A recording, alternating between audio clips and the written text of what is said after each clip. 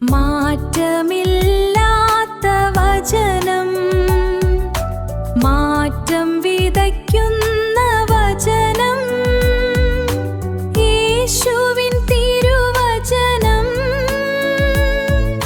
സത്യസുവിശേഷമാം ശക്തി. പ്രഭാതവചനം, പ്രഭാത വിചാരം, മാറാതെ മറിയാതെ വചനം. പ്രഭാത വിചാരത്തിന്റെ ഏറ്റവും പുതിയ എപ്പിസോഡിലേക്ക് എല്ലാ പ്രിയപ്പെട്ടവർക്കും ഹൃദ്യമായ സ്വാഗതം. പ്രഭാതത്തിൽ പ്രഭ ചൊരിയും വിചാരം,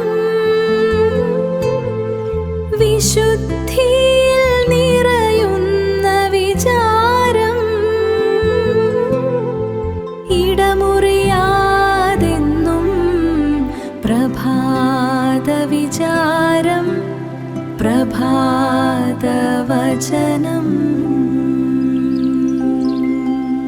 പ്രഭാതത്തിൽ പ്രഭ ചൊരിയും വിചാരം. ദൈവകൃപയാൽ ഒരു വിശ്വാസിക്ക് ലഭിക്കുന്ന ആത്മീയ നൽവരങ്ങളെ കുറിച്ചാണ് നാം ചിന്തിച്ച് വന്നത്.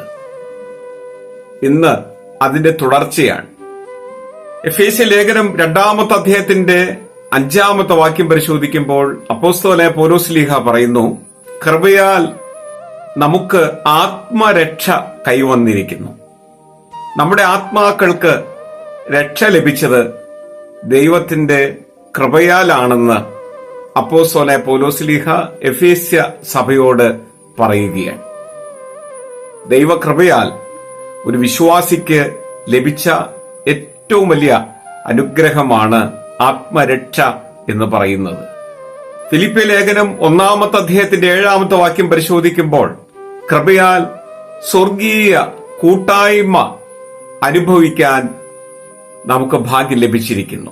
പൗലോസ്ലീഹ പറയുകയാണ് ഫിലിപ്പിയ സഭയോട്, ദൈവത്തിന്റെ കൃപയാൽ സ്വർഗീയമായിരിക്കുന്ന കൂട്ടായ്മയിലേക്ക് നാം കടന്നു വന്നിരിക്കുന്നു.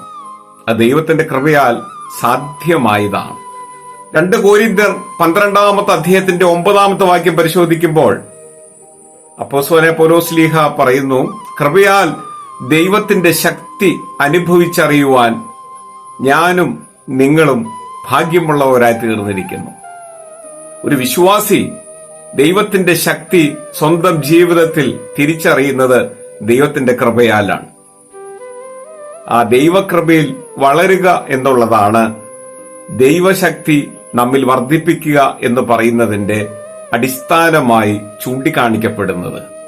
എഫേസ്യ ലേഖനം 4-ാമത്തെ അധ്യായത്തിന്റെ 29-ാമത്തെ വാക്യത്തിൽ അപ്പോസ്തലനായ പൗലോസ്ലീഹ പറയുന്നു, കൃപയാൽ നമുക്ക് ലഭിച്ച മറ്റൊരു നൽവരം എന്ന് പറയുന്നത് ആത്മീക വർധനവാണ്.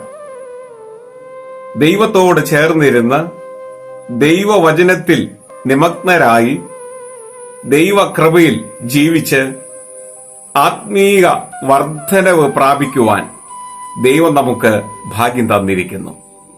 എഫേസ്യ ലേഖനം 1-ാമത്തെ അധ്യായത്തിന്റെ 6-ാമത്തെ വാക്യത്തിൽ പൗലോസ്ലീഹ വീണ്ടും പറയുന്നു, കൃപയാൽ നമുക്ക് ലഭിച്ച ഒരു വലിയ കാര്യമുണ്ട്, അത് കൃപയുടെ മഹത്വമാണ്.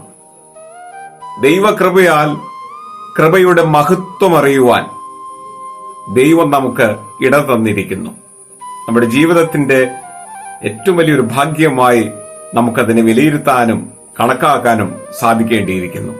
2 തിമോത്തിയോസ് 2-ാമത്തെ അധ്യായത്തിന്റെ 16-ാമത്തെ വാക്യത്തിൽ പൗലോസ്ലീഹ നമ്മളോട് പറയുന്നു, കൃപയാൽ നമുക്ക് പ്രത്യാശ കൈവന്നിരിക്കുന്നു.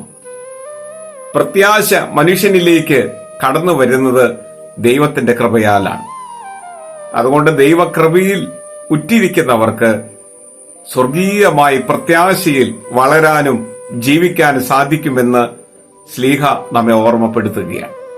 റോമർക്ക് എഴുതിയ ലേഖനം 15-ാമത്തെ അധ്യായത്തിന്റെ 15-ാമത്തെ വാക്യം വായിക്കുമ്പോൾ കൃപയാൽ സാക്ഷികളാകാനുള്ള ഭാഗ്യം ദൈവം നമുക്ക് തന്നിരിക്കുന്നു. എത്ര വലിയ ഭാഗ്യങ്ങളാണ്, ആത്മീയ നൽവരങ്ങളാണ് ദൈവത്തിന്റെ അളവറ്റ കൃപയാൽ നമുക്ക് ലഭിച്ചിരിക്കുന്നത്.